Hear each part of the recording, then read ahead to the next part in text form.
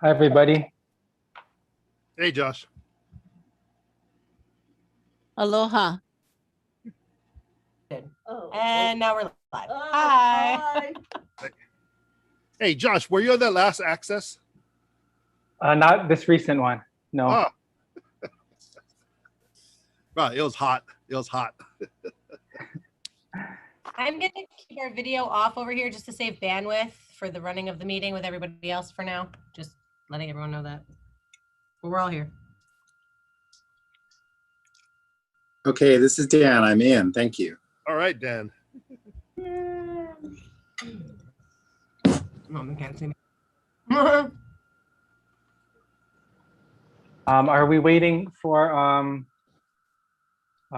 Commissioner Case yes. Chang and Johnny Chang?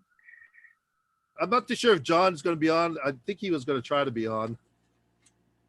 But I did talk to Suzanne this morning at our staff meeting. She said I reminded her about it this morning. That's my email. Oh, there she is. Nice. You're right. That is Zoom on this one.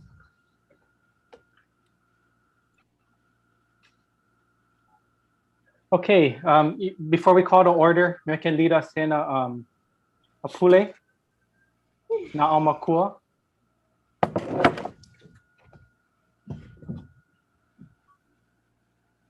Na'amakua mai kalahiki a kalakau. Mai ka oku i a ka halawai. Na'amakua ya kahina kua ya kahina alo. Ya ka akau i kalani. O ki hai kalani. O we kalani. Nuli kalani. Ka holu kalani. Eia ka pula pula a oko o kukulu ka ea a kanaloa. E malama oko i a mako. E ului kalani. E ului ka honua. E ulu ka pai aino Hawaii. E ho mai ka ike, e ho mai ka ikaika, e ho mai ki aka mai, e ho mai ka mau popopono, e ho mai ki ke pāpālua, e ho mai ka mana.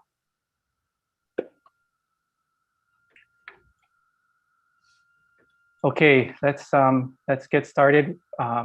Aloha, everyone.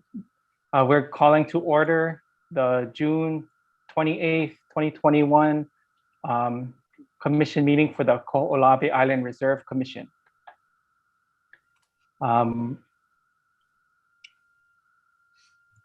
We're going to start with our approval of our April 30th minutes.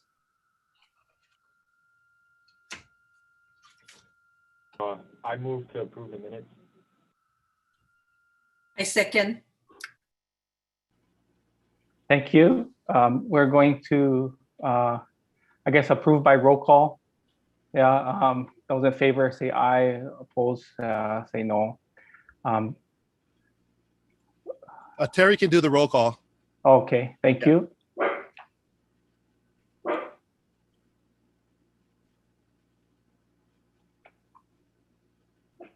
I think she's moving to the computer. Yeah. Commissioner Case? Aye. Aye. Commissioner Holt? I was not there. Okay. Abstain. Commissioner Mataafa? Aye. Vice Chair Lindsay? Aye. And Chair Ka'akua? Aye. Thank you. At this time, we can recognize if there are any community or public comments either now or during the action items. Is there anyone from our community that wants to provide some comment?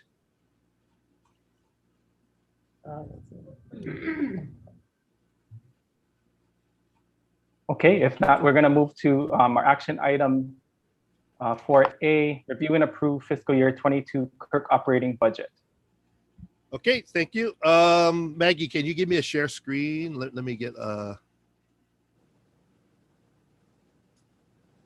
system here. And Hey, you should be able to share now. okay.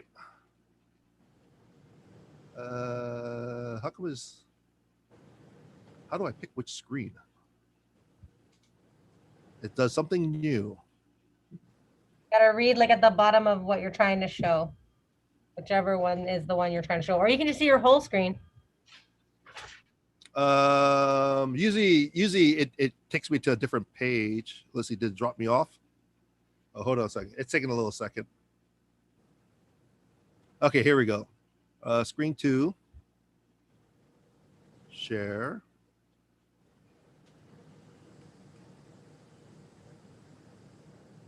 Okay, you guys can see that now? Let me start the slideshow. Okay, there we go. Okay, let's start from the very first slide. Okay, so this is the budget presentation for June 28th, 2001 for the FY22 budget. The budget request for FY22 is to accept a general fund appropriation budget of $961,296.05, and then to approve a trust fund expenditures of $837,208.41 for a total FY22 operating budget of $1,798,504.46. Let me just show you a quick. I just want to make sure that everybody got their packets, so they should have the packet in motion and all the spreadsheets. But just a quick. This is the cover spreadsheet. You notice that what we're doing is we're tracking 4 different types of funding. We have the general fund budget for FY22. We have carryover funds from FY21 general funds. And then we have trust funds that are reimbursable and non-reimbursable. Looking at the way the funding source breaks down compared to last year, it's about the same for general funds, slightly less. We got about 7,000 less in general funds this year than we did last year. Our carryover is less because we were planning to have a larger carryover this year, but at the last minute, we had to use some of the funds, and I'll explain that a little later. Reimbursable trust funds is about 150% increase. We have 2 new grants that we'll brief about in our grant section that we'll be executing this fiscal year, and that will recover some of our core expenses. And then our non-reimbursable trust funds, as I mentioned last year, for the previous 3 years, we were able to get a lot of our base camp operating funds covered by our CIP dryland forests project. That funding ended, and now we're going to have to take those fundings back into the trust fund. So that's why the significant increase. And you can see on the chart below that there is a big increase in reimbursable and non-reimbursable trust funds. Okay, as it compares to the previous year within the budget, commission costs have decreased a little bit, mostly because we're not exactly sure how many in-person commission meetings we will be having, and we'll probably have to have a discussion once they release the emergency order and have in-person meeting again. So we've only budgeted for 2 in-person meetings, and with the change in the commission composition, most of the meetings most likely will be on Oahu, and we have less people we have to fly. So we made a calculation for that. Administration costs increased slightly. Most of it is because there was a collective bargaining agreement that was approved this year. So our payroll has increased across all the staff, which means personnel costs will be increasing. And I have a breakout about an analysis about that. Our operating costs is significantly increased. That's because we're taking the base camp contract and the communication contract back under our funding. Ocean management, it's about the same. Restoration has significantly increased because they have a large grant that they will be executing this year. And because we lost the cultural resource project coordinator position as part of the elimination of all vacancies, a lot of the requirements, a lot of things happening within that program will be distributed through the rest of the staff. And we will be executing that within all the other budgets. So we don't have a standalone budget for that. If you look at the pie charts down below, you can kind of see the distribution of the funding for next year. Operations and admin have a large chunk of it. And about a little bit more than half our funding is going to be coming from general funds. And so we're about a 50-50 split between general funds and non-general funds for next year.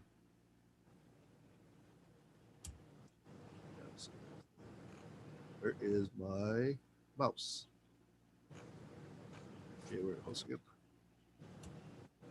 Oh, there we go. Okay. Okay, there we go. Other fundings used. We will have FY21 general fund carryover. We'll be using that for office lease, electricity, and our boathouse landscaping that we have, about $12,000. Reimbursable trust funds. So these are trust funds that we will be expending from the trust account and then be reimbursed for them. So pretty much it will be a neutral wash from the trust fund. And this is to execute different grants. So IMLS 3, which is the continued expansion of the KIRC Living Library, we should be expending the rest of those funds and end that project. We have a new IMLS, which is well, I'll let Terry I'll let Maggie talk about the grant itself, but that grant is another federal grant that we were able to pick up for communications and expanding our outreach. So it will cover a significant portion of our radio and electricity and computer systems, anything to do with outreach and communications. It'll be funding that. DOH 4, which is Department of Health, fourth grant. It's to allow us to continue planting on the Kaho'olawe slopes and maintain the planting areas up there. This will actually include a new staff person for 1 year, a KIRC Specialist 2, who will be reimbursable to this grant. We have another, we still got to do our NIFWIF marine debris cleanup that we hope to be executing later this year. And we have about $50,000 in reimbursable trust funds for our Nakwa wetland conservation grant that will be applying to operational costs. Under non-reimbursement, the commission travel will be coming out of the trust fund this year. Oops, let me see. Hold on a second. Mike, can I ask you a question? Yes. When you put in grant requests, do you put in for the a portion of it to go to the overhead of operating the base camp? That makes those projects doable? The next grant will be focusing on the next ones that we have in the pipeline. The first ones that we got for these ones were the boat operations. So we got a lot of, I mean, like, for example, continue plantings on Kaho'olawe. You have to have a base camp in operation in order to be able to support that, any of these, most of them anyway. And I'm just, I mean, it just looks like the big hole in your budget here, obviously, is operating the base camp. Mike, can I speak to that actually? Suzanne, it's Maggie. So in writing, a lot of the time when I am doing draft budgets, I do put as much of the base camp cost in the first draft as possible. And I try to split it among different categories, because the issue is the first couple I wrote that got denied, I wrote in the base camp as a contract. And unfortunately, the federal people who are giving money do not want to fund that. They really are not into that. So they've started to kind of counsel me on breaking it down into the different subsections of that contract. However, a lot of the portions of the contract, they also don't like funding. So it just gets a little dicey when we have to try to fit it into the federal framework of money requests for some, at least these bigger grants now that we're trying to shoot for, if that makes sense. Yeah, I think that's the right approach. I'm worried here that that this is, using the trust fund in a total spend down way. So. Yeah, so this is where we were about 4 years ago, before we got the general fund. So our big push again from a legislative standpoint for next year is asking for an increase in general funds for our operations, which is basically what we've been asking for the last 6 years. And we've been asking for about $500,000. They gave us $100,000 about 3 years ago on the second half of a biennium budget. And then they gave it to us again on the first half of the next biennium. but because we didn't make it through a whole biennial budget, it didn't become part of our baseline. So What's we have to what's the start that. trust fund amount right now? Oh, I have that in the presentation. It's at the Okay. very, yeah, I have that in the very end, and I have the analysis of it. So I mean, I can see this as a, you know, an interim plug the hole in the boat kind of thing, but yes. it's just not going to be sustainable. So No, and that's why we've been asking for years that we need operating funds. When we did get general funds from the legislature, they gave us for personnel. And then we've been asking for operating funds for the last 6 or 7 years. yeah, it's just, and I don't know how much you have in the trust fund, but you know, at some point you gotta, if you don't get those, you gotta cut, which is painful, but yeah. Yeah. Okay. I'll have that at the end. I have that as a trust fund analysis section. Okay. So, and then you can see as the biggest number in this whole chart is the base camp management in the non-reimbursable, but we do have 2 other grants coming up that we are looking towards that could possibly help cover some of those costs, as much as the feds will let us cover in those things. Okay, let's do it again. Next page. Okay, so is that where I'm at? Yeah, okay. So question about impact to the trust fund. Our projected balance for the start of FY22 is about 1.5 million. Between the grant income, which is the reimbursables, plus trust fund interest, plus fees and permits, and then our basic giving that we have, we're looking at an estimated revenue of 414,953 and expenditures of 837 from the trust fund. So that leaves us a net loss of 422. And that ends our balance, our projected balance for the end of the year is 1.1 million. So how does that look compared to the overall process? Last year, let's see if I can get to the next page. Hold on a second. Okay, last year, too far. Last year I did this analysis where based upon reductions and percent of grant covering our operating costs, and it looked at how many years that we can stretch the trust fund. So right now we are operating in these 3 yellow areas, which is either in the no reduction at a 50% granting, which is where we're at, or we could be at a 25%. We still haven't done the full analysis, but we're in one of these 3 yellow areas based upon the end of year projections for FY22. Based upon this table, the trust fund will last to FY25, or if you go down to the second one, FY25, FY25. So we can still make it through FY23 and FY24 at the current, with no changes to any of the grants or spending, but we do have some new grants and spending modifications that we'll be looking at in this year that hopefully we can stretch it out even further. The last time we went to the legislature, they wanted us to be very far down in the trust fund before they gave us more money.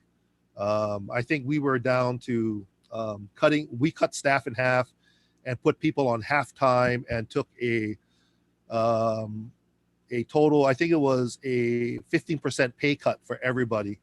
And then that's when the legislators brought us in on the general fund. So Mike, one other question is, you know, when we had this discussion before, whether it was, I don't know, 4 years ago or whatever, you were at 500,000, right, for the trust fund? yes.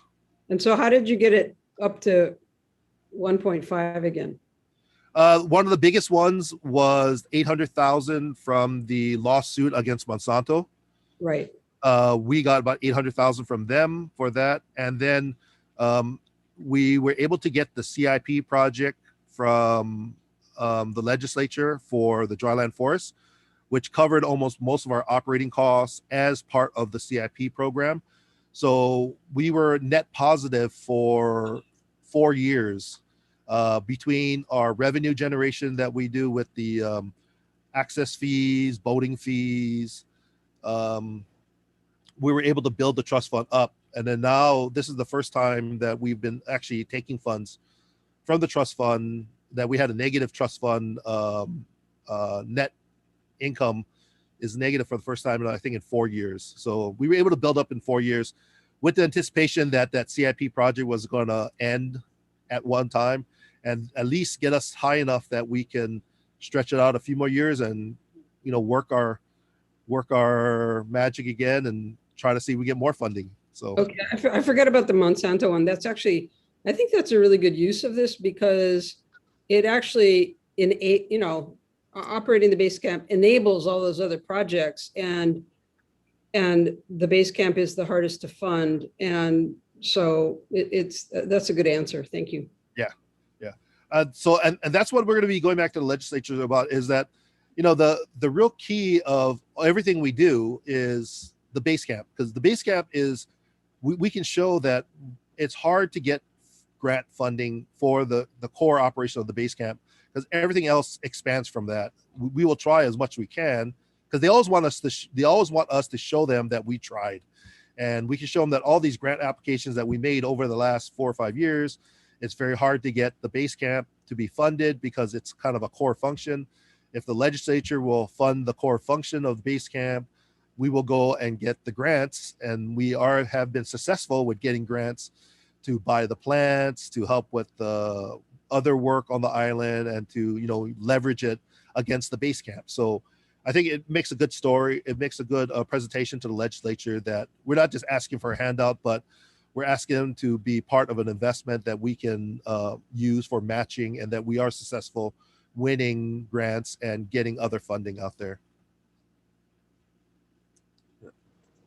But I think they wanted us to, I guess this is kind of the time where they're going to see how rough it really is. So I'm hoping with the change in the fiscal situation with the state, that they may be a little more lenient, and at least, maybe not next year, but at least we can make it till the following year, to the end of for a new biennium, and maybe get a new biennium input for some operating costs. So that is, let's see. So that is the presentation of the budget. And these are the recommended motion. And I'll leave it for you, Josh, to continue, Chairman. The questions and comments from the commission?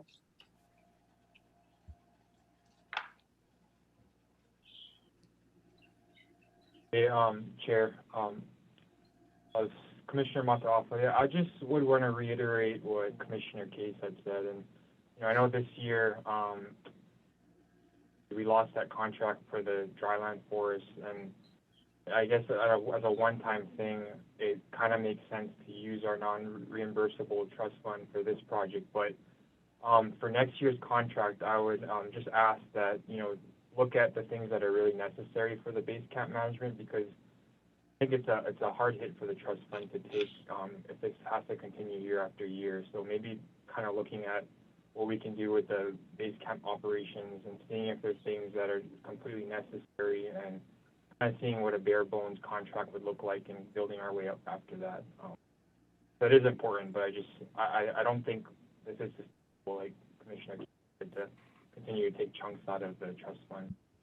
I am a little concerned that we will be asking the legislature, and if they haven't given it to us for the past 6 or 7 years, would like to try to see if there's something else we can do to increase the revenue, at least for this fund. Yeah, thank you, Commissioner Mataafa. I guess we were lucky in the past to get a lot of this funding, but you know, there's a change in the chairmanship of the different committees, so we can check to see how we work with them. We worked really well with the last committees. So one of the other parts is we tried in the past for some revenue generation with regards to we had applications for conveyance tax. We had some asks for HTA funding. You know, so we're always applying for all the different available sources, including the OHA funding sources that we've made applications before.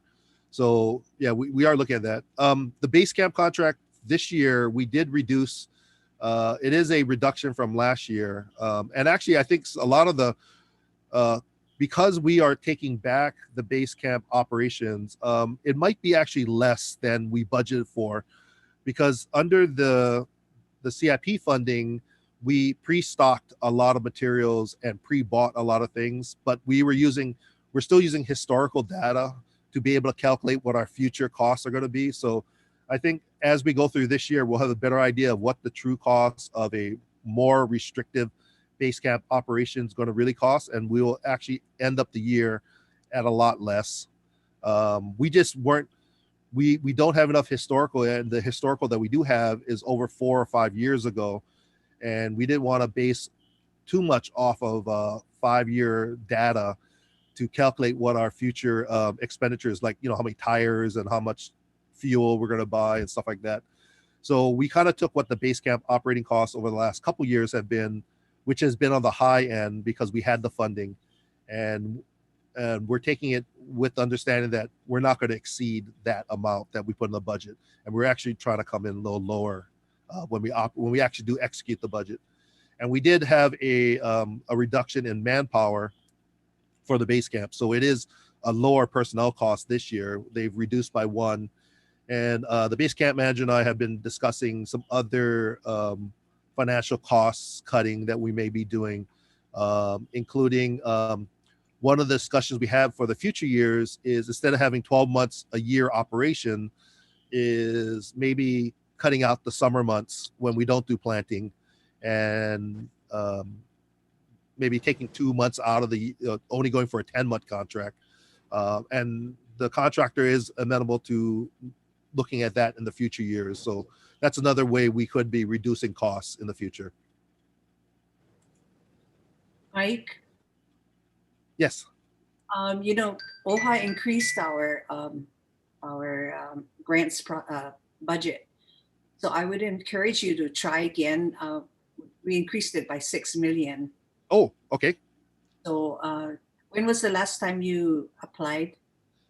I think it was 3 years ago. Was it 2 or 3 years ago? And we were told we don't fund state agencies. But that was a different different administration at that time. Okay. I think you're emphasizing education would help. Yep, we can do that. So try again. Okay. We have many pre-written grants that we can pull up. You know, us, we're always ready to go.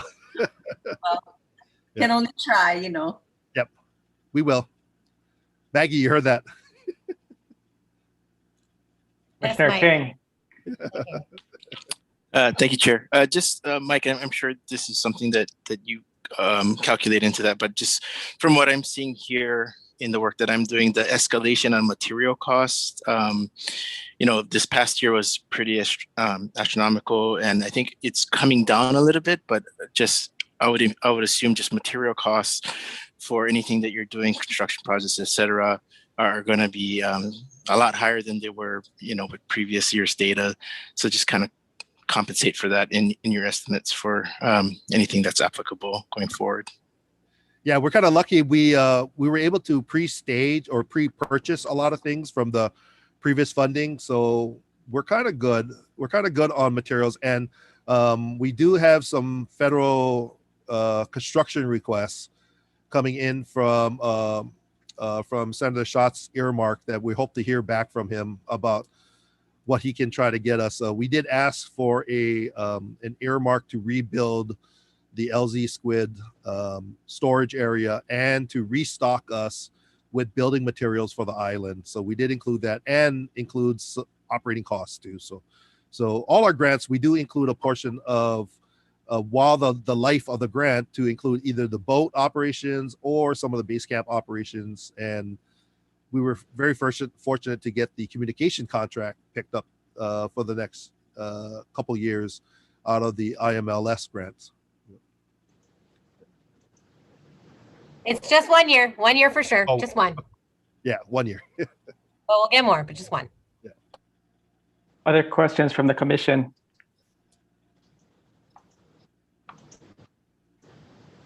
The recommended motion we'll take this in pieces. The recommended motion is to accept the general appropriation budget as detailed to fund KIRC staff positions and program expenses as approved in the state administration's budget. Is there a motion? So move. So moved. Is there a second? I second. Thank you. Terry, can we vote by roll call? Josh, Chairman, just one thing I forgot to mention, and this has to do with the general fund.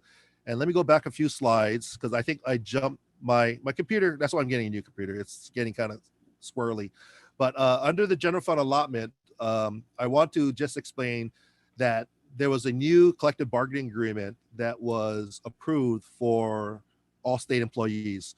So if you look under the slide, our new salary, the actual salary is $483,420, but we are only receiving general funds for the owed salary, $824,541. The general funds for salaries are usually 2 years behind in increasing. They do increase it, but it usually takes 2 years because it takes a year just to analyze it, and then it has to get into a new appropriation budget, and then by the time we get it, we're going to have to eat 2 years worth of increases. So combined with we're estimating about an 8.5% restriction on our general funds. So we're already going to start the year off with an $88,000 payroll shortfall because of the CBA and the restriction, the governor's restriction. Normally, we never had a problem with this restriction because we had 2 vacancies, and one of the reasons we kept a vacancy open, the UXO position, was in order to provide enough funding to cover the restriction. But because they eliminated all the vacancies, we don't have a buffer anymore. So if you look, they also give us general funds for straight operations. That's the 212. If you take the 8.5% restriction that most likely we will have, plus the payroll shortfall, we only have general funds for operations of 105 compared to normally 212 that we normally would get. So that's how the distribution. So we're already going to start the year at almost half of the general funds for operations that we had in previous years. So I just want to make note of that. Just 2 comments. One is I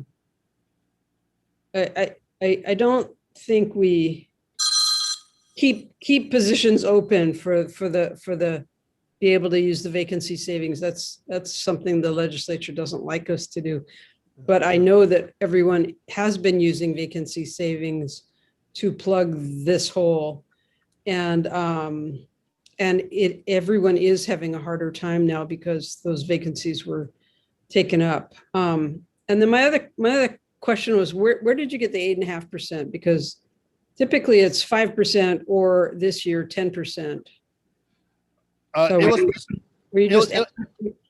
it was an average. Yeah, it was average. I talked to Cynthia and I were kind of talking, and we're going, do you think they're going to do a 10% like they did this year? And we're looking at the fiscal, and she thinks it's 10, and I go, the fiscal situation looks a little better. The risk average, yeah, okay. Yeah, it's a risk average one. So it's kind of 8.5 is kind of a good starting point for us. So that's what we base our budget on. And if we have to adjust it, we will adjust. Most likely the number will go down to 5%, I'm hoping, because the Council on Revenue has been a lot better than their projections that they had at the beginning of the pandemic. So it's just my own risk analysis of this. Okay.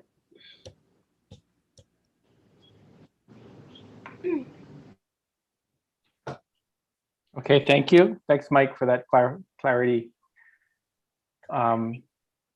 We have the so the motion for the general appropriation budget to accept it. Can we do the vote by roll call?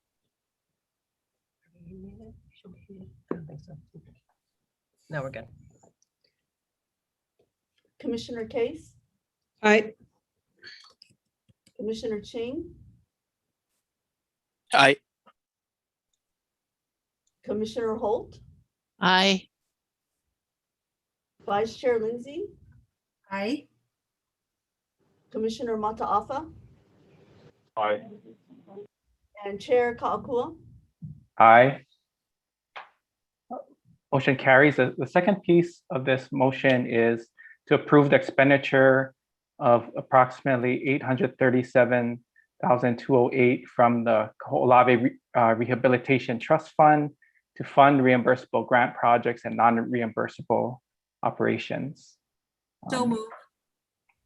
Thank you. Is there a second? I second. Thanks. And Terry, can we do a vote by roll call? Commissioner Case, Aye. Commissioner Ching, Aye. Vice Chair Lindsay, Aye. Commissioner Mataafa, Aye. Chair Kalakua. Aye. Thank you. Motion carries. Moving to action item 4B, adopting resolution for Hokulani Holt in recognition of her contributions toward the healing of Kanaloa Kaho'olawe. Okay, let me get out of this.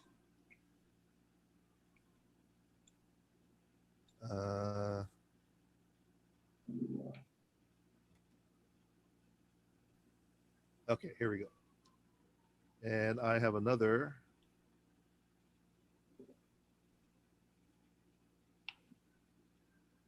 Okay, you guys see this?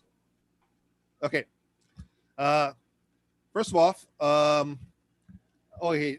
this is a resolution, and we still have to figure out how we're going to get this signed, but we'll sort through that. Let me read the resolution, please. Whereas the term for Hokulani Holt as commissioner and the Native Hawaiian organization representative on the Kaho'olawe Island Reserve Commission will come to an end on June 30th, 2021, after 8 noteworthy years. And whereas Commissioner Holt is a graduate of Kamehameha Schools and University of Hawaii at Manoa and has served the Maui community in the capacity of Hawaiian culture and language specialist since 1976. And whereas also in 1976, she founded her halau hula, Pauohi'iaka. She is considered a master kumuhula and as is respected composer of mele and ole. And whereas Commissioner Holt's relationship with Kaho'olawe began as an advocate during the movement to stop the Navy bombing practice on the island, and has had a long history with the Protect Kaho'olawe Ohana.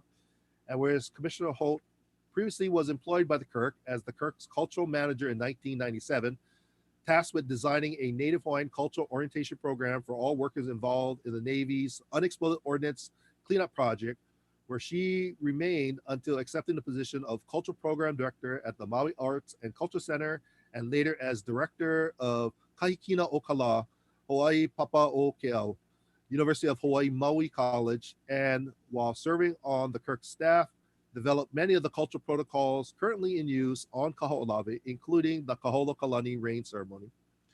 And whereas Commissioner Holt was first appointed to the KIRC on October 22nd, 2013, by the Honorable Neil Abercrombie, Governor of the State of Hawaii, and reappointed to the KIRC on March 30th, 2017, by the Honorable David Ige, Governor of the State of Hawaii.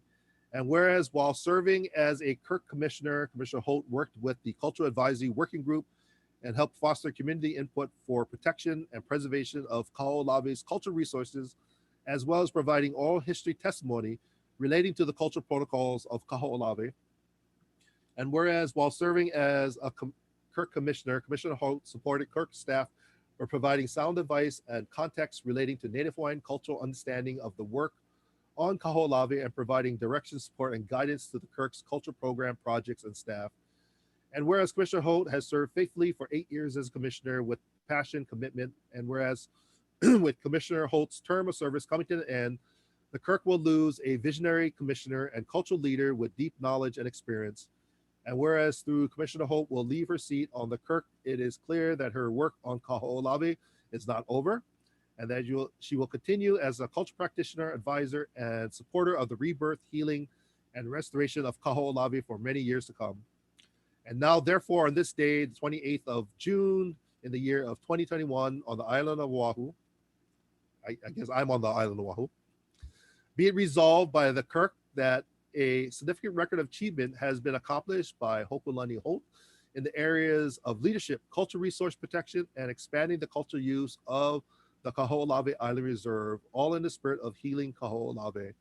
And be it further resolved that through the leadership of Ho'okalani Hope, Kaho'olawe will be stored as a rich cultural and environmental resource for Hawaii's people, and through her actions and support, Kaho'olawe will become a model of Native Hawaiian stewardship and management. And be it further resolved that Ho'okalani Hope has served the Commission with dignity and direction. And be it further resolved that copies of this resolution will be transmitted to Hawaii's congressional delegation, the governor of the state of Hawaii, the Protect Kaho'olawe Ohana, the mayor of the county of Maui, and the chairperson and trustee of the Office of Hawaiian Affairs.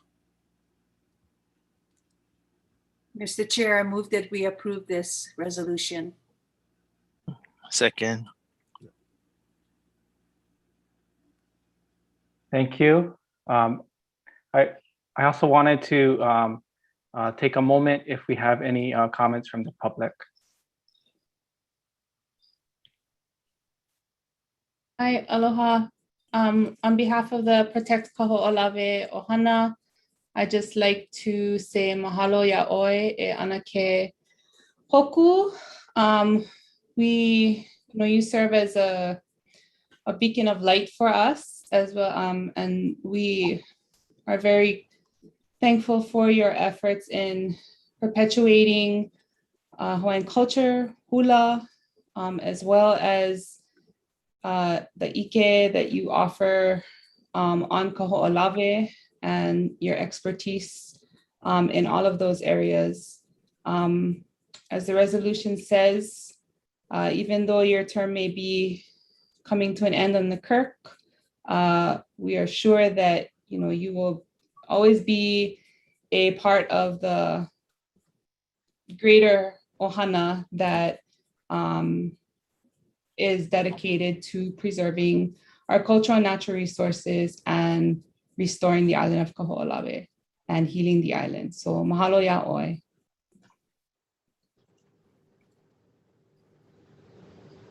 Thank you. We're going to move to adopt the resolution, a vote on adopting the resolution by roll call.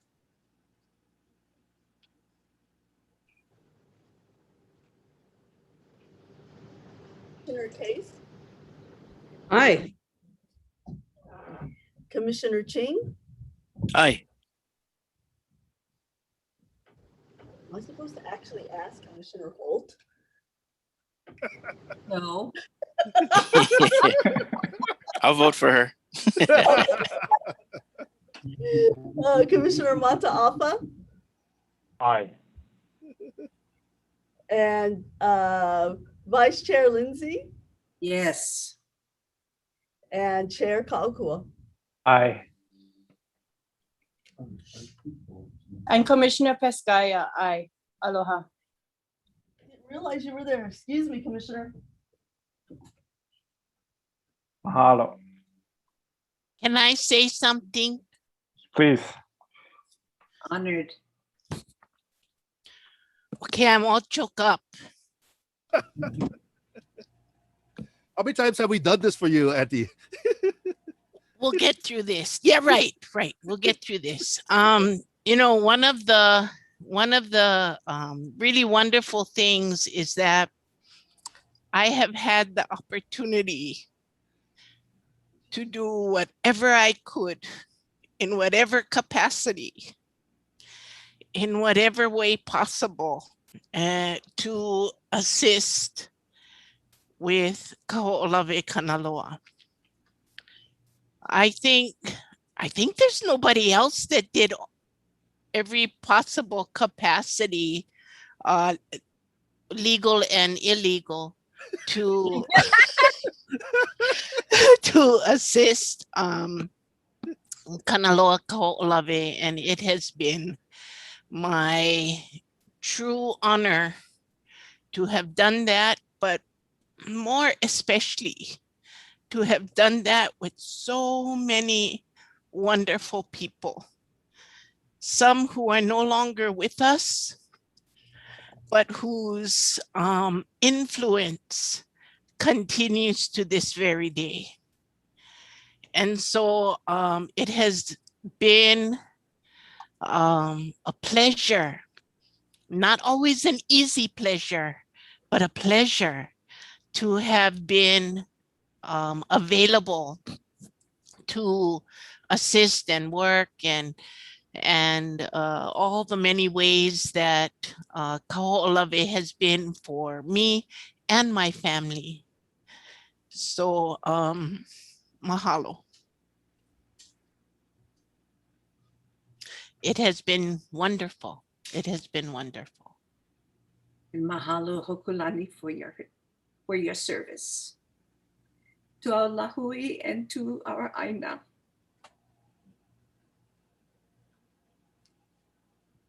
But we know you're still going to help us. Oh, absolutely. You're not getting rid of me. You're not getting rid of me until the little electrical brain synapses don't hit anymore. Alo, Auntie Hoku and Kumu. We're going to move to action item 4C, adopting a resolution for John Ching in recognition of his contributions toward the healing of Kanaloa Kaho'olawe. Okay, let me get that one up.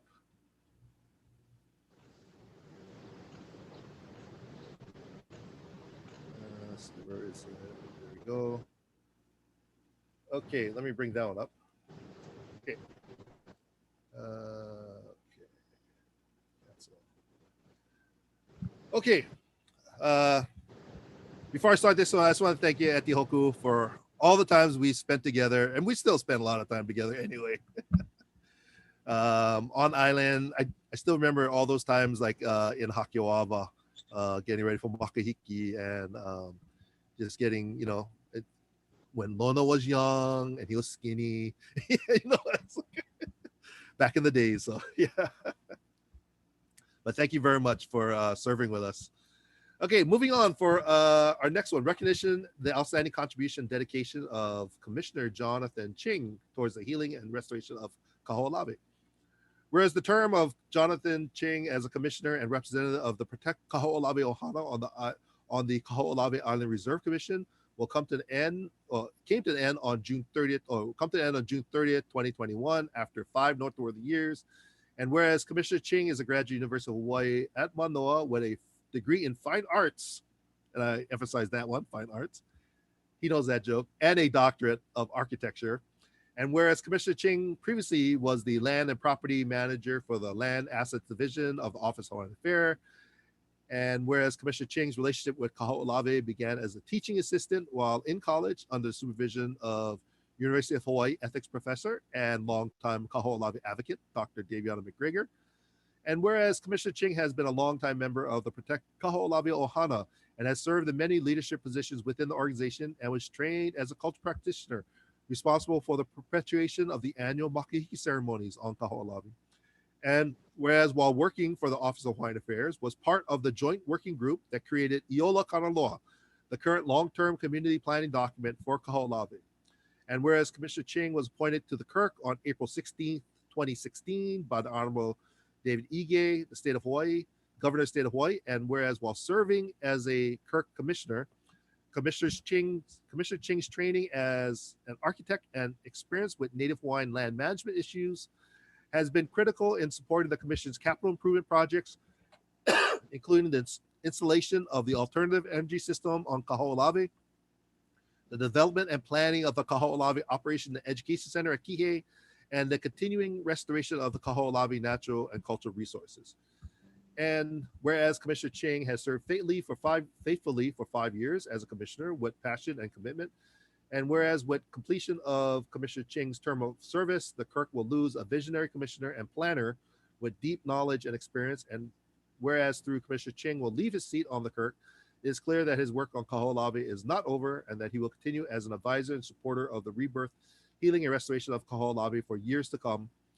And now, therefore, this day, 28th day of June in the year 2021, on the island of Oahu, be it resolved by the KIRC that a significant record achievement has been accomplished by Jonathan Ching in the areas of leadership, land management, and expanding the infrastructure of the Kaho'olawe Island Reserve, all in the spirit of healing Kaho'olawe, and be it further resolved that through the leadership of Jonathan Ching, Kaho'olawe will be restored as a rich cultural and environmental resource for Hawaii's people, and through his action and support, Kaho'olawe has become a model of Native Hawaiian stewardship and management.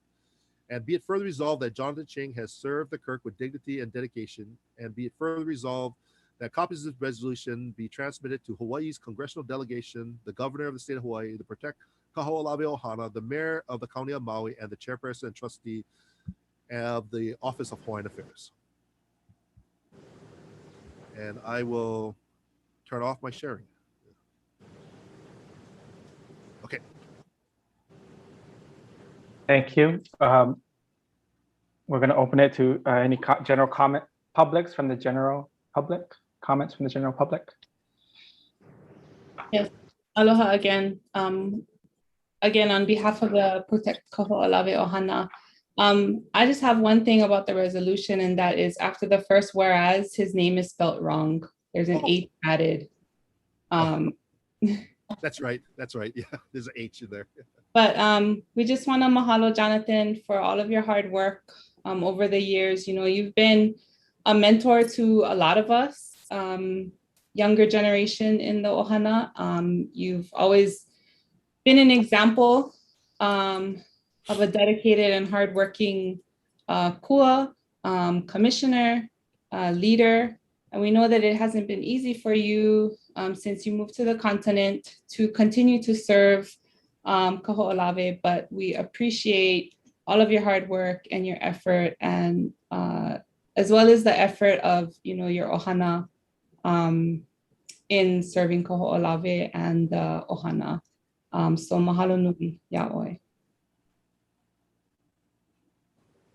Mr. Chair, I move that we approve this resolution for Jonathan. Thank you. Is there a second? Second, Commissioner Pescaya. Vote on approval by roll call. If you would, Terry, please.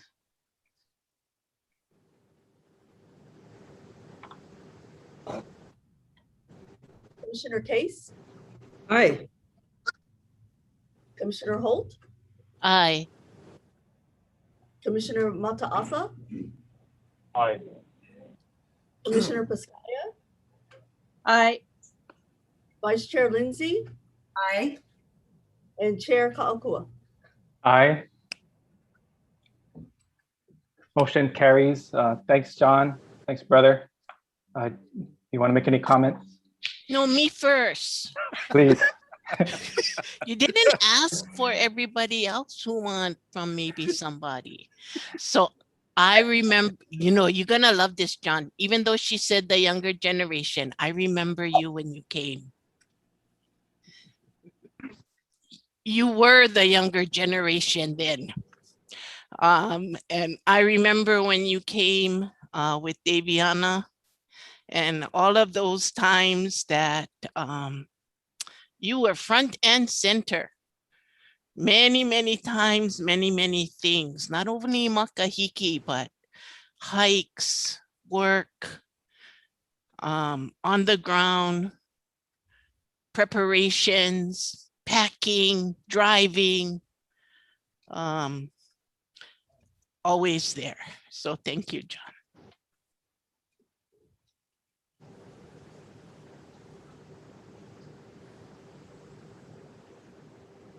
Mahalo, everyone.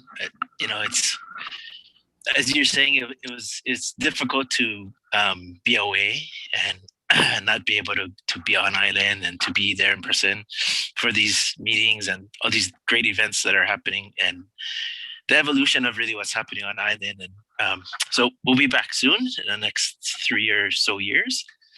But I think for me, the biggest drive was like back in those early days, Auntie, that you talk about, is the leadership that we're exposed to on the island, you know, both physically and kind of spiritually, really did change my life and the lives of a lot of others. And if it wasn't for the Auntie Hokus, the Auntie Daves, the Emmets, the Craigs, the Mike, you know, that fire just wouldn't be lit the same. The fuel wouldn't be there. So I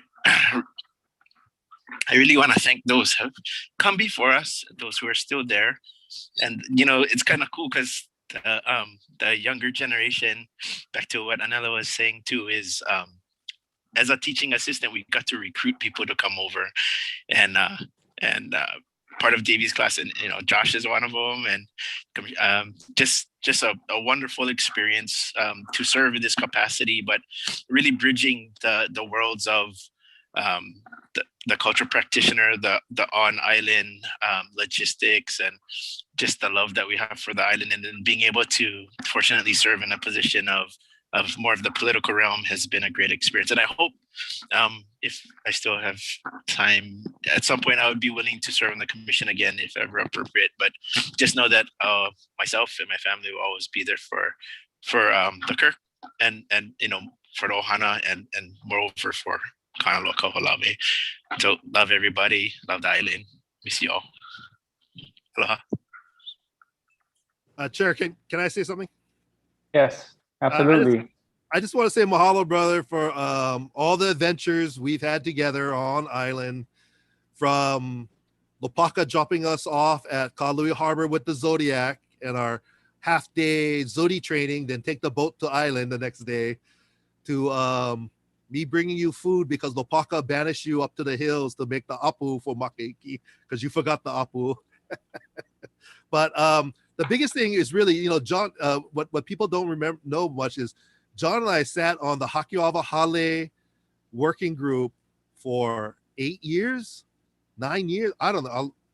We had like 20 different variations of the building. And I think finally at the very end, we were able to get agreement from all the different people involved and to get that thing built. And I think that was a major accomplishment, that we built a lot of things on Kaho'olawe, and that was something that people liked and people appreciated. And that was, I think, one of the biggest achievements that you have helped us on, was building the future infrastructure for Kaho'olawe and having your, I always gave you grief about your fine arts degree, but having that doctorate in architecture really supported the KIRC, and we used it a lot. So thank you very much.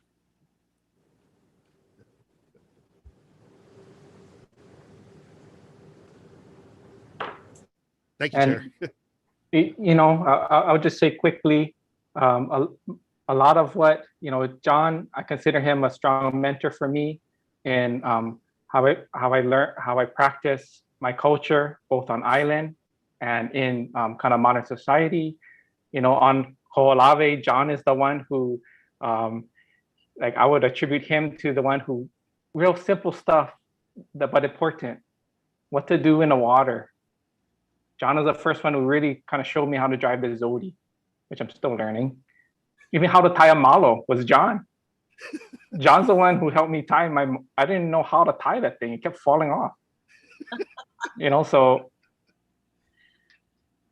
also, I think John always was interested in what can we do, to be a Hawaiian, to be an advocate, and do your homework, use your intelligence, use what you're learning to advance the vision.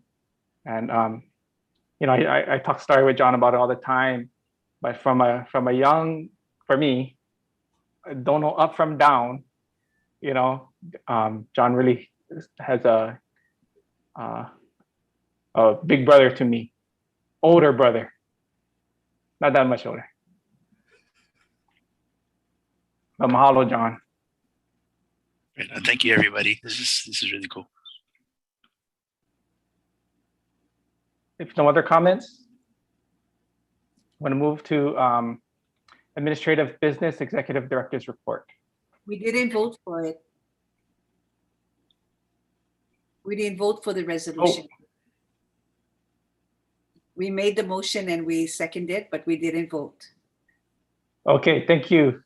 Terry, if you would, please. We're going to vote on approval of adopting the resolution for John Ching by roll call. Commissioner Case? Aye. Commissioner Holt? Aye. Commissioner Mataafa, Aye. Commissioner Pescaya, Aye. Vice Chair Lindsay, Aye. Miss you, Jonathan. and Chair Kaho'olawe. Aye. Motion carries. Thank you. To Administrative Business Executive Director's Report. Okay, thank you very much, Chair. Starting off with a budget report, we've submitted the attached expenditure report for your review. We do have one variance that it was significant enough that we called it out. It's attached after my ED report. The budget variance has to do with all programs and it has to do with personnel costs, the FY21 G funds. The expected spending level based upon what we started the budget at should have been 91.5%. We are actually at 94%. The root cause of this is the collective bargaining agreement for all BU3s and 13 took effect in May and was retroactively paid all the way to the beginning of the calendar year, so back to January. The current budget and expenditures reflects the CBA effective start date of FY21. So the corrective action, we will basically always be running short. Our projection is that we will be short by $18,879 in personnel costs that we had transferred back general funds to cover that shortfall. We had originally encumbered those monies for carryover into the next fiscal year by prepaying some of our purchase orders. But once we were made aware that there was a shortfall in payroll, we unencumbered those purchase orders and returned the money to the payroll so that we could cover the payroll for the rest of the year. And then I'd explain the impact of it on next year's budget. I also attach our long range schedule. Some highlights coming out of long range schedule is we are working with, I think I have that in here. I have that in here, so I'll talk about it when I get to that section. But we do a 1-year planning process, and Ho'olawe may or may not be coming in the fall. We're kind of waiting to see what they were planning to do. And we do have maybe a possible legislative site visit that we are trying to schedule, but I'll talk more about it when I get to that section. Administration, staffing, personnel, commissioner status update. A confirmation hearings and Senate floor votes were held for 2 new commissioners and a second term for an existing commissioner. All prospective commissioners received Senate Water and Land Committee's approval for advice and consent, and then passed a full vote on the Senate of the state Senate. All terms commencing on July 1st, 2021. Those were GM 683 for Commissioner Mikiala Pescaya, renewal for a second term, representing the PKO. GM 684 for Commissioner Anela Evans, new appointment for first term, representing the PKO. And GM 685 for Commissioner Dr. Benton Pang, PhD, new appointment for first term, representing Native Hawaiian organizations. We have done the swearing in for both Commissioner Evans and Dr. Pang, so they are fully on board as commissioners.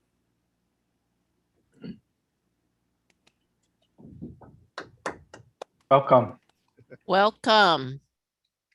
Okay, if we could have high five, asked you in the hallway, we would have done it. I was trying to figure out how to get you a virtual lei for you guys. So if Commissioner Pang is on board, why didn't he vote today? His term doesn't start until July 1st. July 1. Yeah. Welcome on board, Commissioner Pang.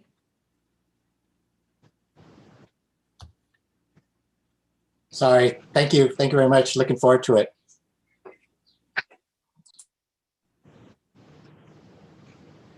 Okay, moving on.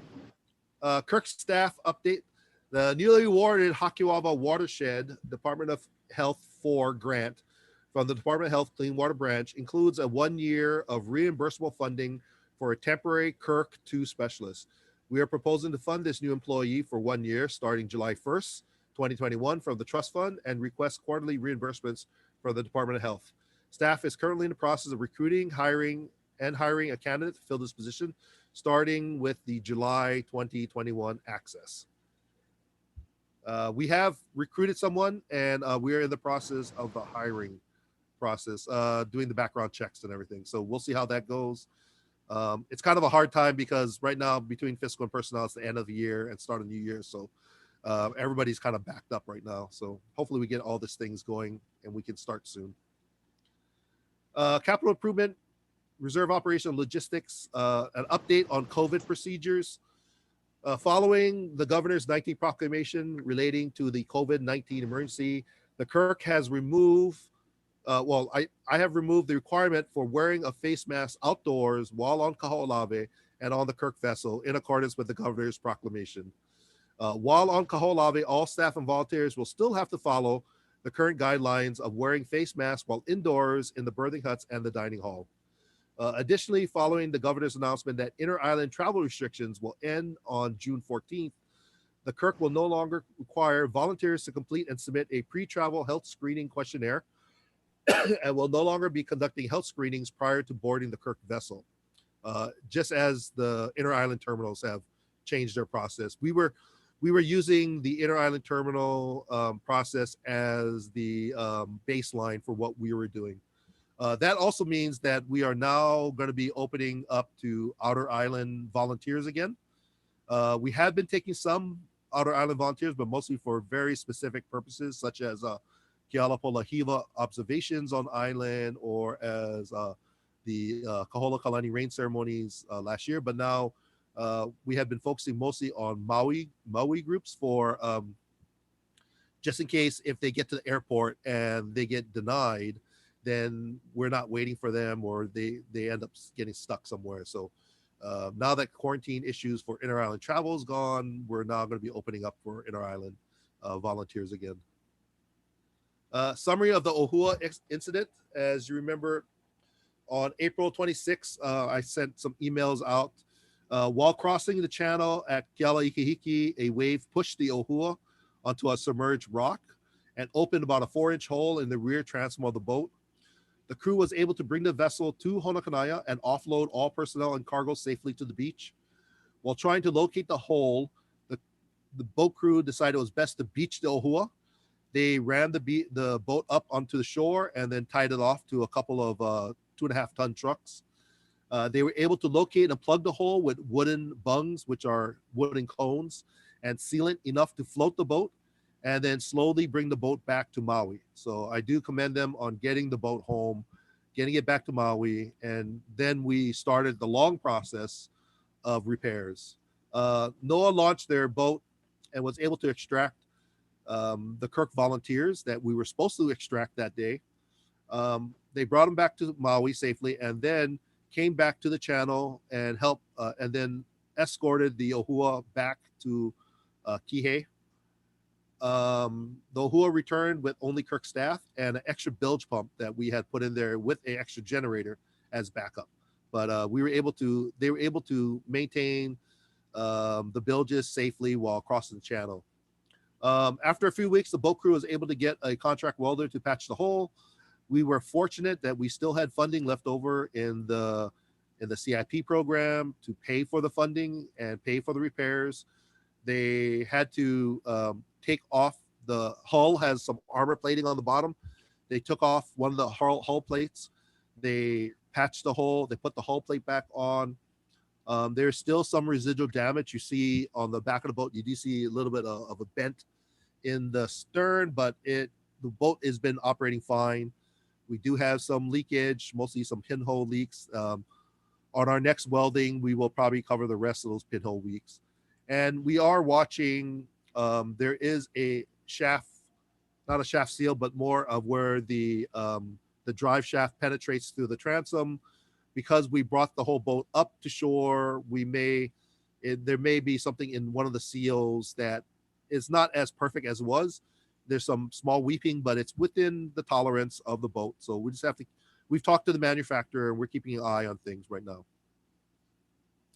All in all, we do have it attached to the commission report is our lessons learned document. Some of the things that went well, We divided the roles between the key staff leadership, streamlining information.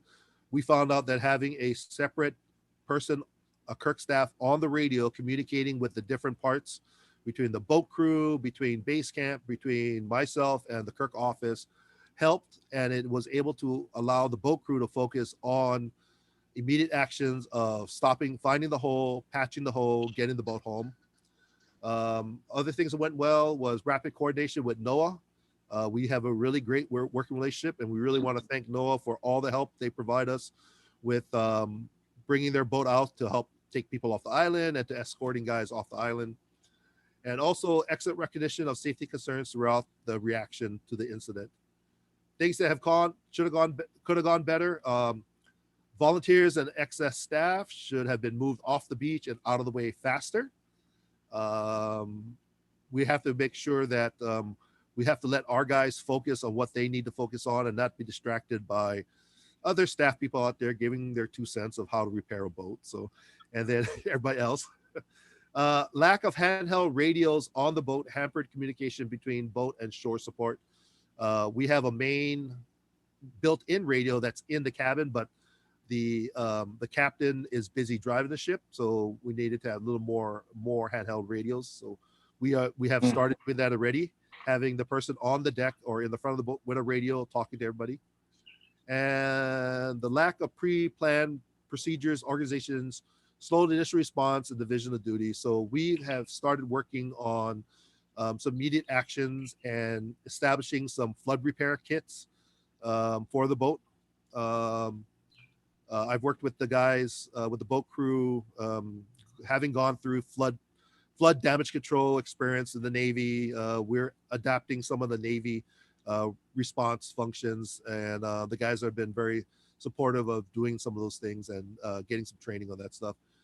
I'm still trying to see if I can find some of my Navy friends and maybe get them into one of the damage control trainers that the Navy has. You know, they stick you in a room, they start turning off the lights and start flooding water into the room, and you got to start patching things up. So, you know, we did one of the things, the other lesson learned is dealing with the stress of these incidents. It was very traumatic for the crew, and they're still recovering from the stress of the flooding, and working with them on that issue.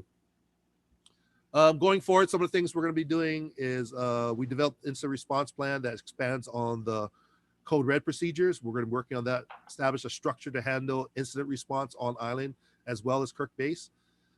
Pre-planning and coordinating volunteer and staff extraction capabilities. So, you know, having a backup possible person to help extract people from island.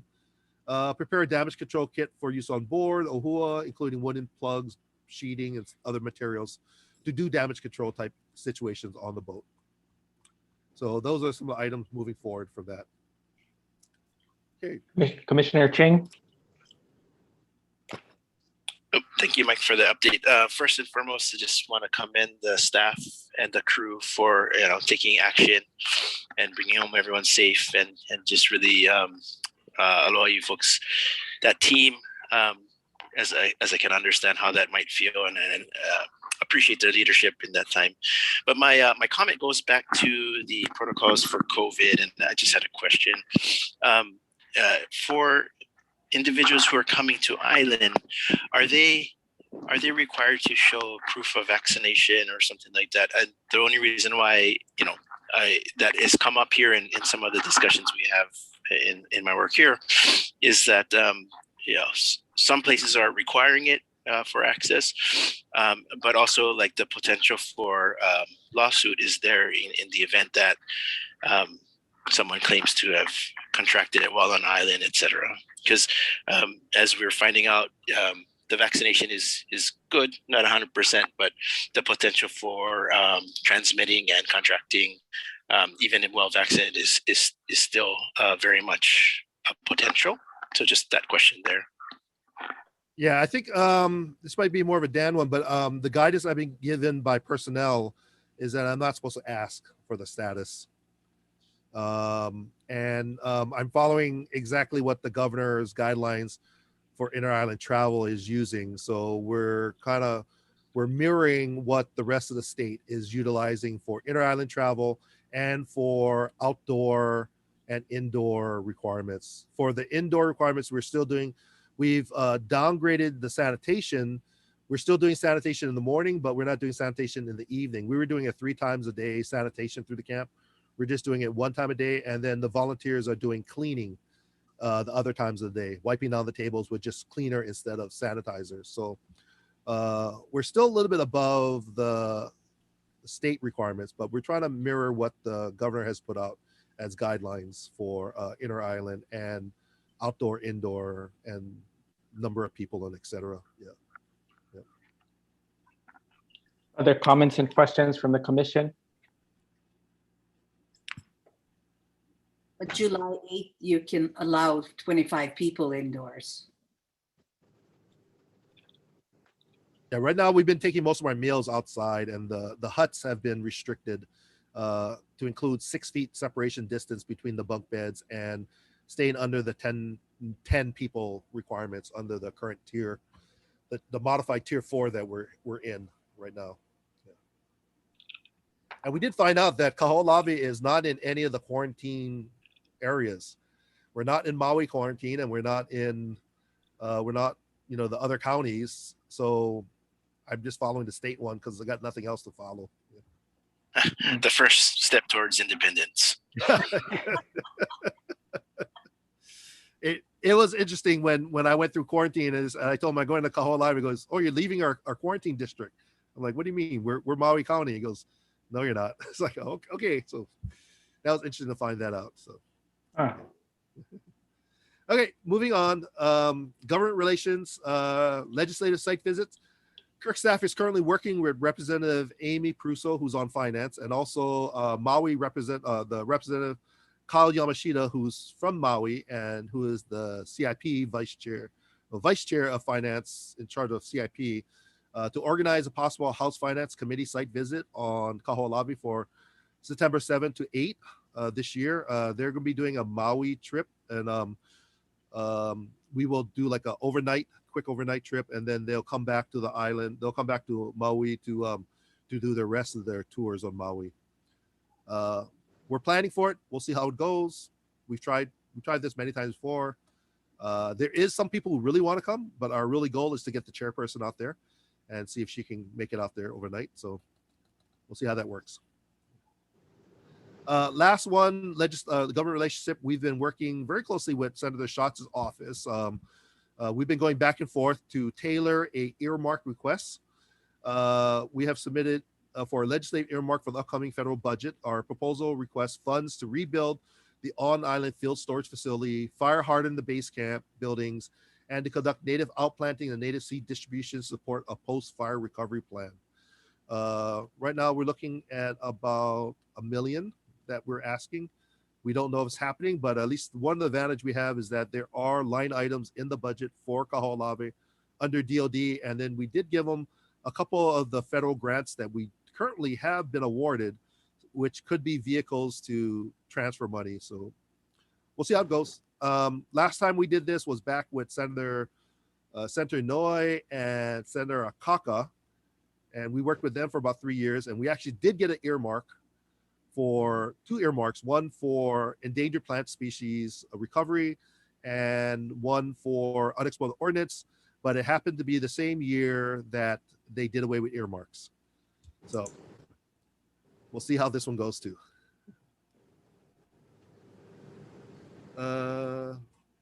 I've attached that write-up. It's attached to the ED report if you'd like to look at it. Some of the highlight.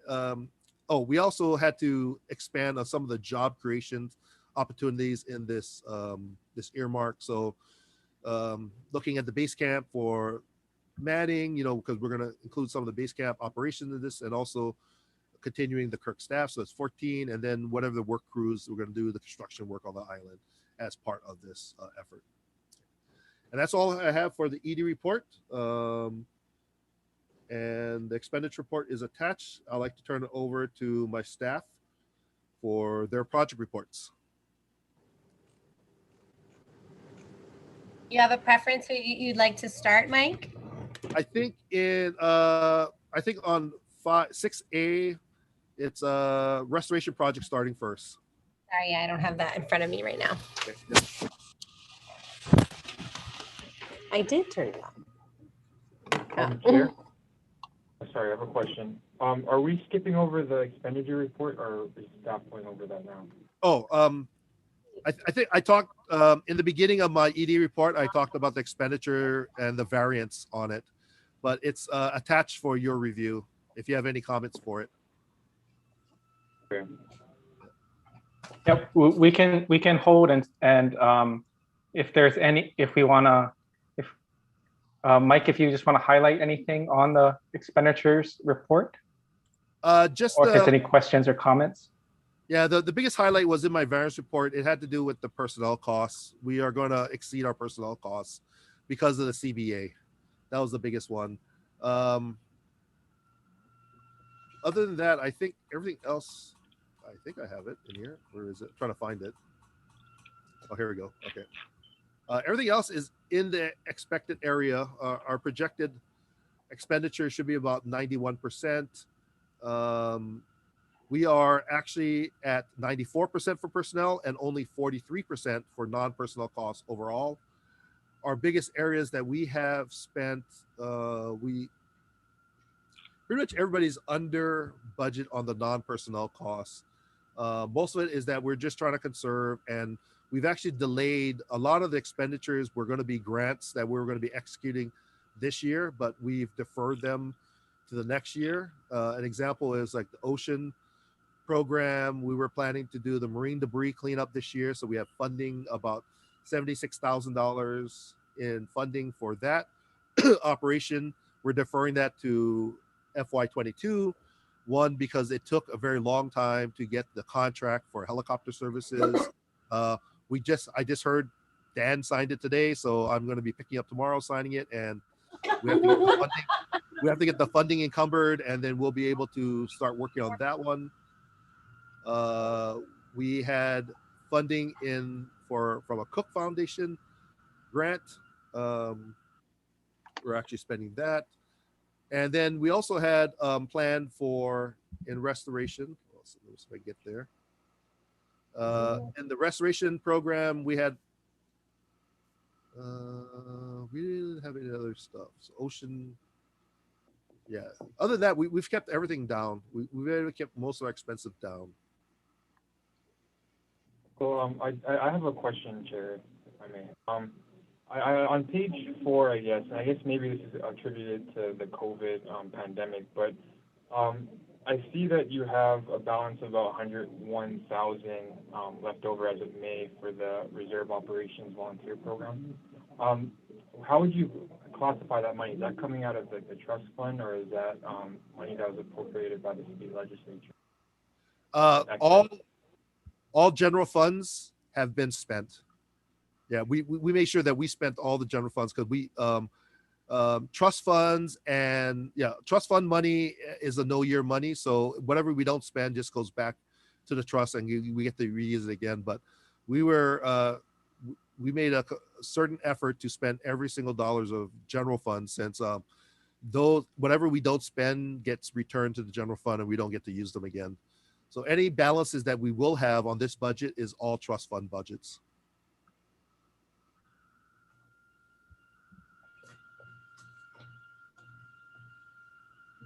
Other questions or comments? Okay, thanks, Mike. Let's go to staff report, restoration. Good afternoon, commissioners. Paul here. We completed our CIP planting in the CIP work area, about 50 acres. The last 2 years, we put in a total about 30,000 plants using 25 different native plant species. Overall success of plants on irrigation and off irrigation has been very successful. This past year with COVID, we've gone to a no-dig technique, where we just find areas of opportunity, a little ditch or a crevasse or a wadi, and putting the plants in there, covering it with soil, and then covering it with rocks and watering and walking away. And in some instances, the success has been greater there than in areas that we in the past have dug holes. In Earlier this year, had very heavy rains that damaged a good section of the road from the K2 Kanapo Cutoff Junction to the Lelehuni or LZ1 landing area. Volunteers have been working on that a little at a time to improve the road access to our upper areas on the island. Also, we've been collecting native plant seed. From April to in April and May, we collected about 10 pounds of seed. We're collecting a lot more. July and August, September will be our heaviest seed collection period for A'ali'i, Evahinahina, pili grass, kavelu, and also really seed. We are preparing for the Department of Health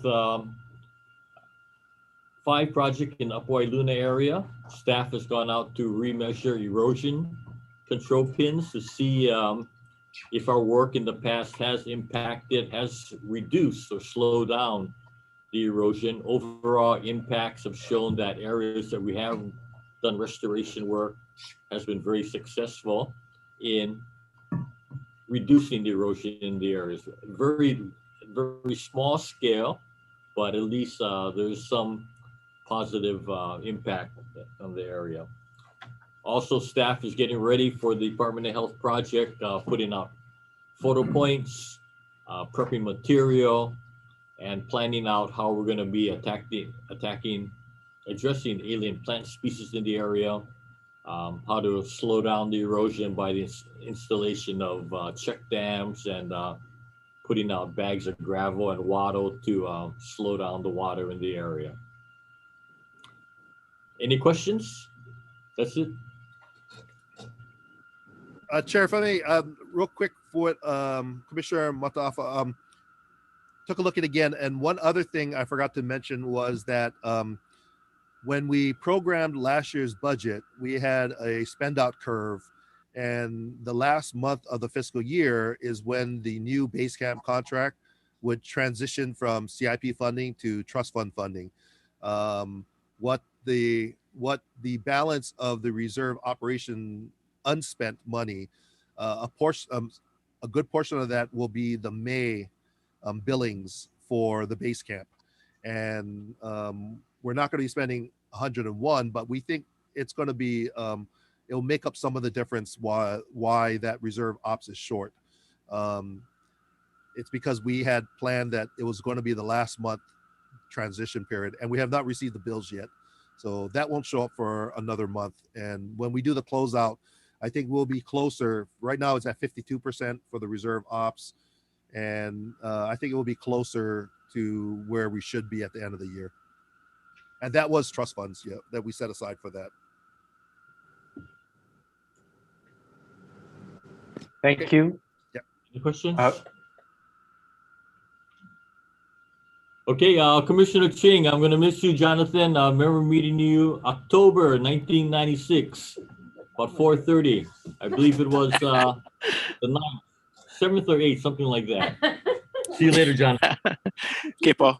Aloha. Miss you. Yes. Next up should be Dean with the Ocean program.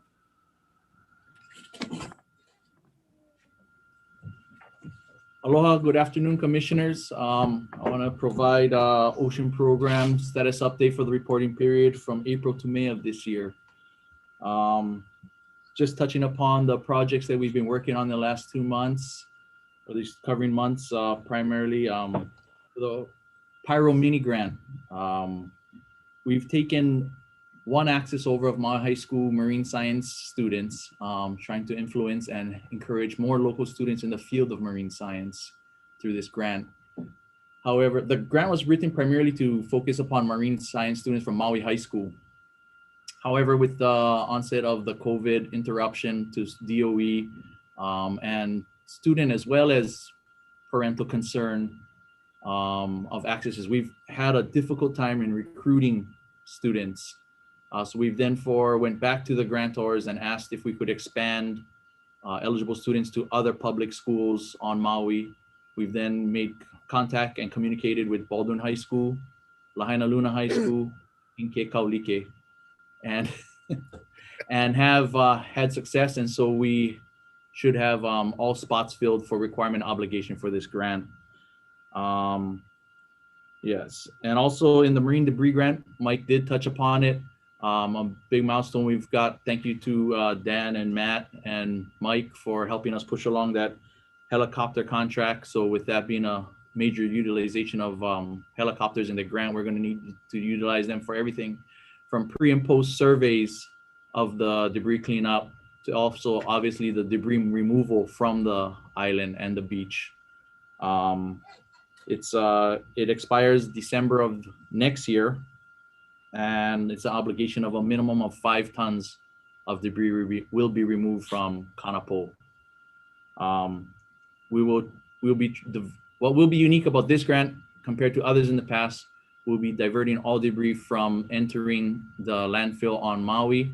We'll be utilizing it for erosion control on Kaho'olawe itself, as well as being shipped to Oahu's H plant, H Power for energy use, consumed for energy use. The last grant we are currently working in is the Cook Foundation grant. In the last 2 months, we've planted 2,000 aki-aki on the shorelines of beaches Honokanai'a and Honukanainai. And we've worked with various groups that have come out from the last several accesses. That's all I have for status updates, commissioners. Glad to answer any questions if there are any. If not, I would like to chime in and thank Commissioner Holt and Commissioner Ching for all their work that they've done, their commitment to Kanaloa, and obviously serving on the commission. But more on a personal note, I've always really appreciated the both of you and how easy and approachable you've made it to access both of you, communicate with both of you. And thinking about it when Mike was reading the proclamation, I think a lot of times we view legacy on what we physically do on Kaho'olawe a lot of times, plants that we put in or structures that are erected. But in reflecting, I think the legacy that, for me at least, that both of you have really instilled is more than that. It's influence you've had upon people and how that influence will then affect the next generation, kind of like what Commissioner Evans was saying. And that is the fuel that Commissioner Ching said, and that is the passion that you've infused in so many people, including myself. So Commissioner Ching, Commissioner Holt, thank you very much for all your work. Thanks, Dean. Next, if Terry, you could just do a quick update on our archive grant program.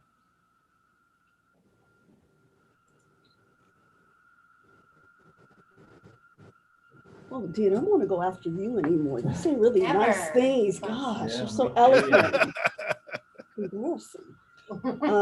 Good afternoon, commissioners. I'm just going to provide a very brief update on our IMLS grant in regards to collaborations and special collections within the KIRC archive. Just a reminder of what the grant is for, is to help reorganize the KIRC archive room, which we have pretty much completed. Expansion of the data in the KIRC Living Library database, which is ongoing. And also rehousing a sample of a collection we received. We call it the Navy collection only because we were unaware that it existed at the Maui Historical Society until we were contacted by them. It did come originally from the Navy to DLNR. DLNR put it on long-term loan to the Maui Historical Society, and they gave us right of first refusal. We are also, it also allowed us to evaluate, procure, and install and improve software for the KIRC Living Library, which has been completed, that we're using a database known as Past Perfect. So right now where it stands is we are still, the samples have all been rehoused, which means that they've been taken out of their original containers that were falling apart and put in archivally safe bags as well as boxes and labeled. And we are currently putting in photographs, digital images of these samples and cataloging them in the Past Perfect database, and it will be exported to a improved KIRC Living Library website. And that's it, unless anybody has any questions. Okay, thank you very much, Terry. Okay, one brief thing. I do want to, I'm not going to be able to be as eloquent as Dean, but I did want to thank Commissioners Holt and Ching because it's been a pleasure working with you. You know, getting to know you through these meetings and everything, and gonna miss you. And aloha. Okay, and our last presentation will be with Maggie. First with our outreach, what we've done since the last meeting, and then a quick summary of the grants that we've won and that we'll be utilizing next fiscal year, and then some of the grants that we have in the pipeline. Aloha, Commissioners. I'm just going to read my report if that's okay. Over the last 2 months, we've done a couple of things. We've had 2 virtual outreach events. The ED actually participated in a streamed panel discussion hosted by the Historic Hawaii Foundation that focused on the establishment of the reserve. That video has actually been viewed on YouTube 140 times. That was as of this writing, so maybe a few more since then. And then I myself participated in an event hosted by the Maui Huliau Foundation, presenting to 60 students here on Maui, virtually, about how you can get involved in work in conservation. It doesn't always just have to be necessarily in natural resource management. You can do it as a PR or a communication specialist as well. So that was pretty fun. We had some good Q&A, kids inquiring about how they can get their classes out to island. So hopefully we'll be able to continue some connections from that. We also partnered with Kaho'olawe for the month of June, providing a host site for one of their summer programs. Their Maui lead is a close friend and associate of mine through my work with Hokulea and the curriculum development we did during the Worldwide Voyage. So she approached me if we would provide an outdoor learning classroom for her kids. They've actually been having a blast. It's been really great. The kids are enjoying their time down there. They got to see us do some operations during our June access and watch the boat come in and out of the boathouse, and actually get to do a tour of it with Lopaka and check out some of the trucks and stuff. So it's been a really great opportunity for both organizations, I think. They've also planted native plants around the hale, which also is getting worked on by another group that we'll have in our next update. Paco can share about that as well. With regard to the media, we had an article published in the Maui News for Earth Day, discussing the continuation of restoration efforts in spite of COVID. And then we did put out a press release for that upcoming DOH5, the O&M Operations and Maintenance Plan. It was picked up by a couple of things, the Star Advertiser and Hawaii News Now. And then the KIRC and PKO worked with Vox in the production of a short film that aired on their channel at the end of May. And that video has actually been viewed 130,000 times on their YouTube channel, or on their Vimeo channel. So that's really exciting. We have a couple of things coming up too, but that's not part of this report. So that's it for my outreach and communications. If anybody has any questions before I move on to the grants portion.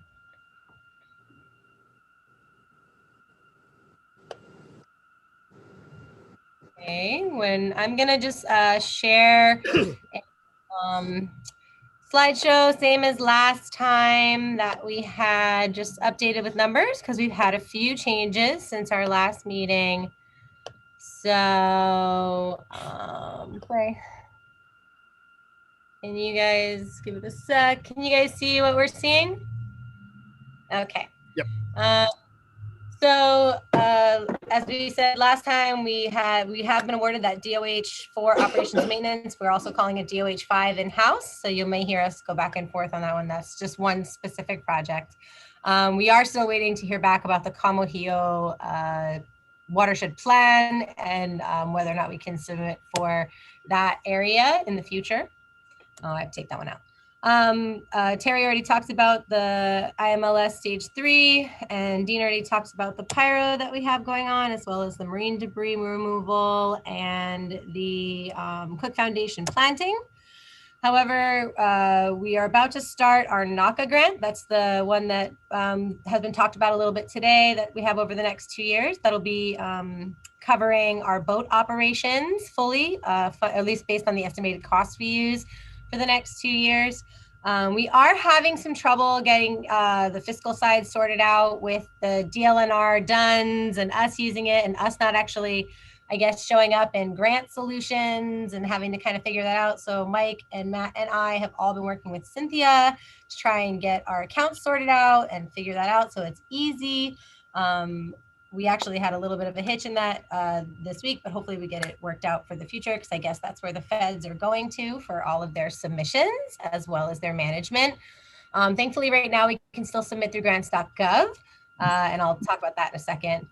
We also were officially awarded the IMLS for the KIRC Livestream and VR Expedition project. That's going to cover the communications contract and then some for next fiscal year. And that's because the budget estimate I used for the communications contract was higher than what we actually have to pay now, because it was adjusted appropriately. And so we'll have a little bit of extra padding in that, like Mike was saying, to fund other communications, things like internet here at the office, or some of our phone accounts, things like that. And we're actually, the deliverables on that, this is a really nice one that we'll probably continue to go for till, we can't anymore, because the deliverable is pretty minor in terms of, at the minimum, I just have to share some of our live stream from our cameras at the beach and at camp, like with the public through social media. So that's pretty easy to do for $100,000. So we're going to definitely try to maintain that relationship as long as we can. And then finally, we recently submitted, I'm still really waiting to hear from this Bureau of Reclamation. I should probably call and follow up soon. Eric was asking me about it in terms of replumbing camp. So a lot of the things I also try to search for in these grants are not just our regular operating costs, which is, obviously a need, but our repair and maintenance costs that go beyond operating. So when things break, the boat, we do have it technically covered by this NACA grant, but in this grant we just submitted for coastal wetland restoration, which is at the bottom, I put in for boat again, because, we have incidents like we did in April where we need more money for the boat than we think we do. So kind of, Suzanne, to your question, it's a game, kind of like putting all the little pots and trying to see where we can get money from different places that we can justify spending, and maybe, not be double dipping at the end of the day, but also not be lying when we're writing a grant budget narrative about what we're trying to ask for and spend money on, and being realistic. So this one we just submitted to BWET as well. We'll hopefully be hearing about that next month. And then they're supposed to award by August. So that'll be a quick turnaround. That one actually includes a new hire. We're trying to use that as the seed to start maybe get the cultural resource position back that we lost with the vacancies cut. That's what we've kind of asked for in that grant, is that position to be reinstated as for a 2-year project, to partner with an elementary school and Kaho'olawe again to develop meaningful watershed experiences for kids here on Maui that is related to Kaho'olawe, but maybe not necessarily bringing them over there.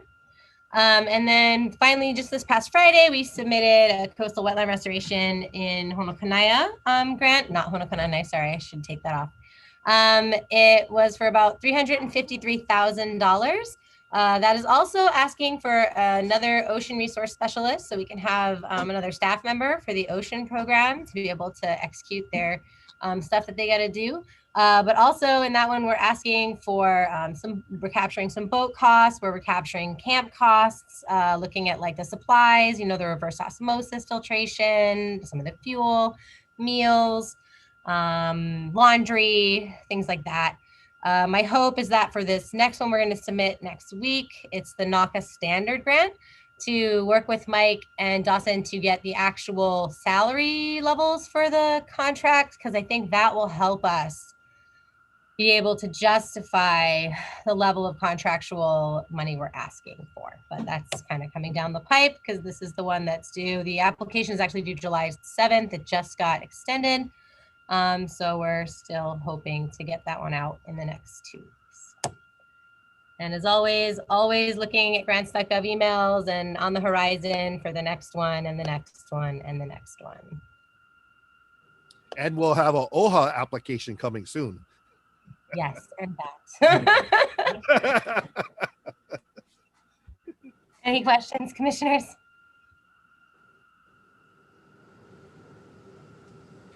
Well, you guys are really rocking it on the grant request, so thank you for that. It's really important. Yeah, when we're broke, we know how to scrounge around a lot. We know, like, for every grant application we put in, I mean, you know, the odds are we get a quarter of them. So we know we're gonna, you know, we shoot a lot of stuff, and hopefully we pick up something here or there. You know, that's how our survival has been over all these years, you know, from a standpoint. So we've just kind of got used to, you gotta scattershot a lot of stuff, and hopefully we hit the target every once in a while. So.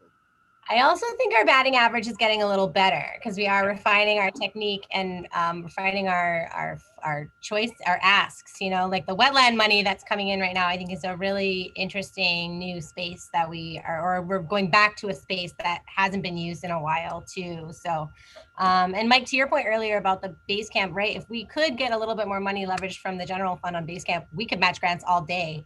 To salary of more staff members, interns, all that kind of stuff. So I agree, it's a huge piece, but we'd still be able to go for grants and even expand our resources and our capabilities further with that support. Yeah, I think the other thing that's looking good for us is that the administration, the federal administration, has changed, you know, since the new administration and the type of grants that are coming out are more applicable to the type of work we're doing. So I think in the next few years, we will have better opportunities, and we'll see how that goes. Other questions or comments? I just want to say thank you to all the staff. You guys work so hard, and guys out there doing good work. Getting shakas from the gallery over here. Yeah, I think we had a joke the other day, you know, when we don't leave anything on the table, you know, we don't leave any pennies left on the table because we get, you know, we hear somebody else like, wow, they got $20,000 left and they're not going to use it. It's like, they can always give it to us, you know, that kind of thing. Okay, and if not, moving on, any announcements from the commission or the staff? Our next commission meeting, we will have 2 different commissioners on board. I just wanted to extend my aloha to all of you and to all of those other commissioners that I had the opportunity to work with that are no longer on this commission at this moment, that it has been, you know, it's to be in this chair and to know the amazing kind of work that continues to be done without fanfare, without looking for everybody should know this, even though we know marketing is a good thing, that the work still goes ahead, and those staff members who work tirelessly really to make sure that it follows through, it's greatly appreciated. So, you know, as I leave this particular seat at this time, it has been a great pleasure to work with the commissioners and to hear you guys are smart people. You know, you guys are smart people. And it is just, I'm learning every time that I sit in a commission meeting for all of these smart things that you know. So mahalo for the time spent. Mahalo, Auntie. If I could just add, you know, it's been the last commission meeting in this seat as well. You know, the commissioners, the PKO, and the KIRC staff. One thing that I've learned, you know, being a part of Kaho'olawe is it's a harsh environment. And, you know, from my early days, I always said that the hammers of the Pai'aina gravitated towards Kaho'olawe in the times of George, Kimo, you know, and all who have come since. And it's evident through the work of the KIRC, the staff, you know, working through conditions like an opihi on the rock, just getting hammered, but still there and striving, you know, and getting that yellow belly and really the momono of what is the value of Kaho'olawe really rubs off on all the people who go. And you can see it, like the ones who come and stay are steadfast, like the Ali, right? And handle, just like the OPE, everything that comes at them. And you know, to the KIRC staff, I really appreciate all of you for staying the course, especially in the times of pay cuts, uncertainty and job reductions, you know, all of these things that you've accomplished, but still going full force every day. And you guys are a testament to all of it, from the plantings to the library to the everything that you're doing, the grants, the ocean safety crew. You guys are top notch. Not only Auntie's talking about you're smart, and I think that's totally understated, and I wholeheartedly agree, but you're also very brave. And that's something that I learned from you guys. And as part of the Ohana, I'm happy to say that I've seen the relationship between the Ohana and the KIRC blossom, you know, in this with the evolution of time. And I do believe you're in good hands with the commissioners coming on board. Very smart, very dedicated. And those who are staying on, you know, there's a lot more to handle. And then just to the Ohana, forever, you know, it's something that, like Auntie Hoku says, until the synopsis stop firing, that's the kind of people that you attract. The Kanaloa, you know, attract. So thank you all for the opportunity and love you all. We'll miss you in these meetings, but I'm sure I'll see you soon. Aloha. And we'll miss both of you. Thank you for your service. Thank you, Commissioners Ching and Holt. We're going to give you guys the last word. So this meeting is adjourned.